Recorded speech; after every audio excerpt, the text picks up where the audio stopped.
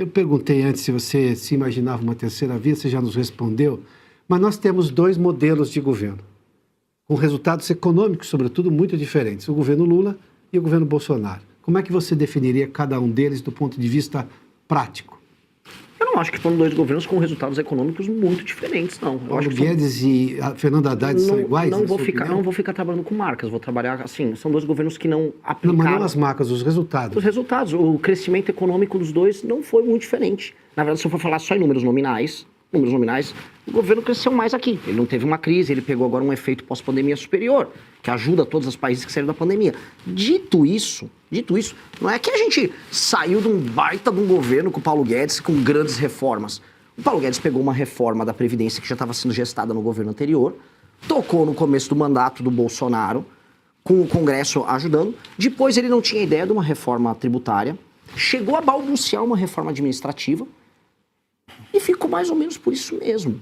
E no final do mandato, tirando o fato de ter furado o teto algumas vezes, no final do mandato, teve todas aquelas políticas adotadas para vencer a eleição, inclusive com crédito consignado, que acabou beneficiando o próprio Banco Master, em decisão do João Roma, um MP ali, que ajudou o Crédito Sexta, que não são nem um pouco, vamos dizer, brilhantes do ponto de vista econômico e nem do ponto de vista moral. Dito isto, entra o PT, pega todas essas portas escancaradas e mantém a porta escancarada e adota um outro modelo, que não é nem que fura mais o teto, ele criou um arcabouço que é pior e a gente está se arrastando em termos econômicos. Em termos econômicos, a gente precisa fazer uma reforma fiscal que precisa abrir coisa de pelo menos 3 trilhões em 10 anos.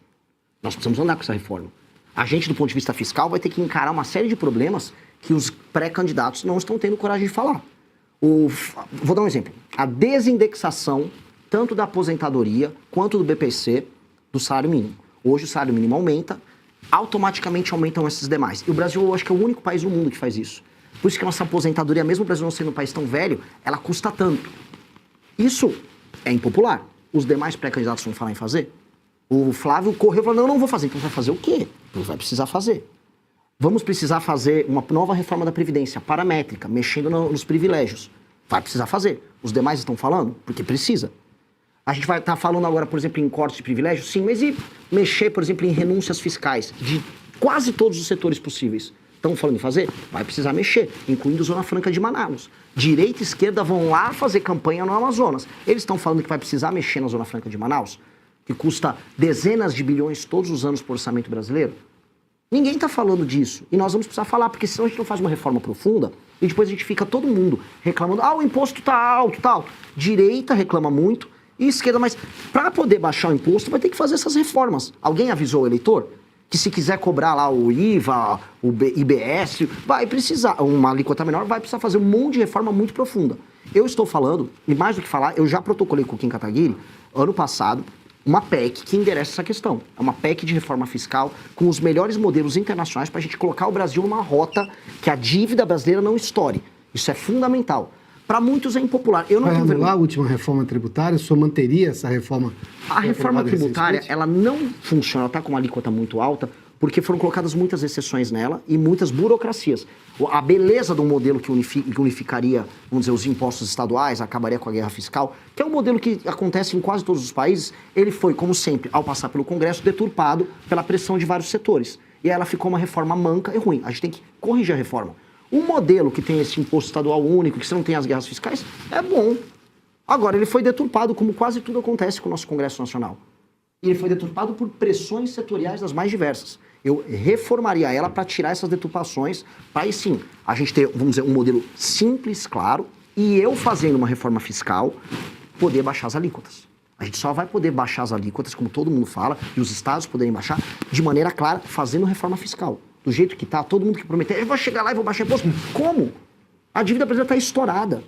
Está estourada. Eu estou fazendo um recado, que é um recado que o Milei já também tinha feito na Argentina. Vai ter que fazer todas essas propostas aqui, ou o bicho vai pegar. Ou o bicho vai pegar. A nossa curva de dívida está estourando.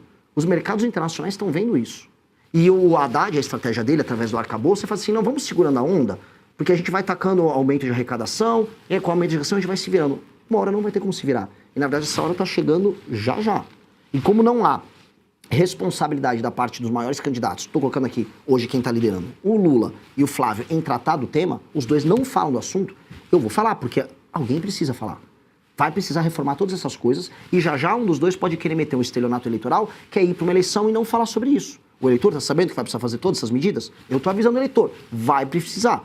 A beleza disso é, se fizer uma reforma dessas, a curva de juros no Brasil começa a baixar, a expectativa sobre redução de impostos começa a surgir, e aí você começa a ter um Estado minimamente funcional que não é inimigo do empreendedor.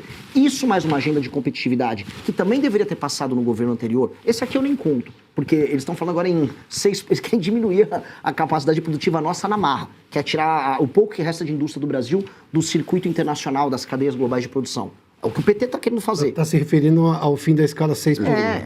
É uma picaretagem. O fim da escala 6 por 1 é uma picaretagem. E até eu tropecei aqui. Eu fico com raiva disso. Porque gente que nunca trabalhou com contratação de ninguém tá... Não, porque na Inglaterra dá pra fazer 4 por 3. Que Inglaterra? A gente tá concorrendo com o Vietnã. Os caras não têm a menor ideia do que eles estão falando. Estão pegando um projeto que era da Erika Hilton pra ficar fazendo populismo eleitoral. E o que me desespera, cadê a direita? Ela disse que não estudou o assunto? Ela confessou que não estudou o assunto. Ela tava no cabeleireiro, lá com o maquiador dela. É real. Ela não sabe nada do tema, só pegou porque o tema estava popular no Rio de Janeiro, com um outro cara do PSOL. Falou, tem um tema aqui para me aproximar do trabalhador. E aí eles estão fazendo uma chantagem emocional com o trabalhador, sem falar o que vai acontecer. Que vai ser todo mundo vai para informalidade, ou vão perder emprego. E quem depende de formalização, vou dar um exemplo, indústria. Eu trabalhei um pouco no setor de sistemistas, conheço sistemistas automotivos. Sistemista automotivo faz peças no Brasil, para fábricas que estão no Brasil, mas para fábricas que estão no mundo inteiro. Se você perder a competitividade do sistemista, eles perdem os contatos com Espanha, Estados Unidos, China na hora. Sai das cadeias de distribuição. E é o que vai acontecer. E eles estão prevendo o que vai acontecer. Cadê a direita? Hello, olha aqui o relógio, ninguém está falando nada. Tá? É o custo eleitoral. É óbvio, mas a gente tem que correr o custo eleitoral. Senão nós viramos cínicos. Apenas cínicos nesse jogo. Isso é um tema que precisa ser discutido. E o PT tá botando o jogo. Então a gente está indo num caminho muito contrário. O erro central é, o Brasil, toda vez que quer falar de política pública na área de economia, ele quer ficar se comparando com o primeiro mundo. Não, porque na Suécia, não, porque olha lá na Inglaterra. Que Inglaterra? A gente está tomando pau do Vietnã.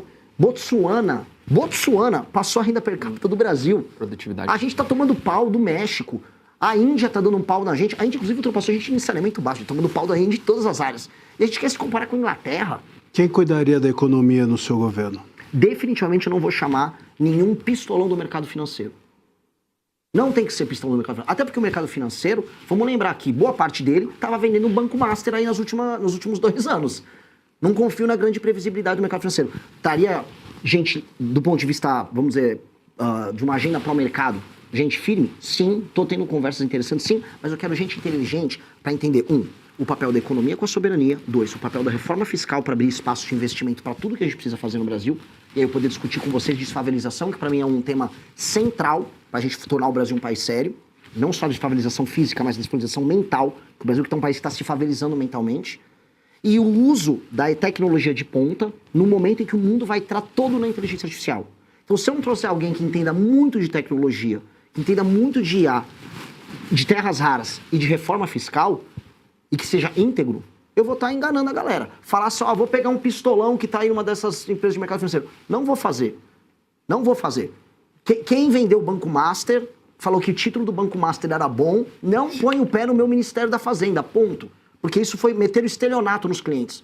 E ficaram, desculpa, não sei se eu estou me exaltando, mas tem que falar.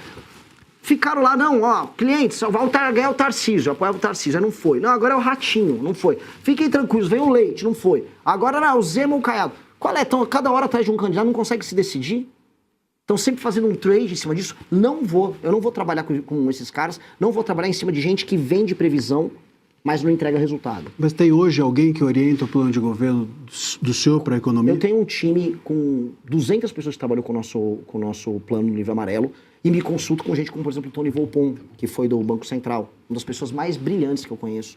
Gente que trabalha na área de startup, na área de tecnologia. O Tony Volpon é um exemplo perfeito, é uma pessoa que integra essa visão de mundo, que envolve inclusive criptoativos, que envolve uma necessidade de uma política financeira, de uma política monetária que faça lógica, que faça sentido e que topa negociar e abrir, vamos dizer, espaço para uma visão de Brasil soberano e ao mesmo tempo fiscalmente falando responsável. Deixa eu só fazer, a gente precisa ajustar o seu microfone, Renan, então daqui a pouco eu volto com a pergunta da Tawane, vamos antecipar.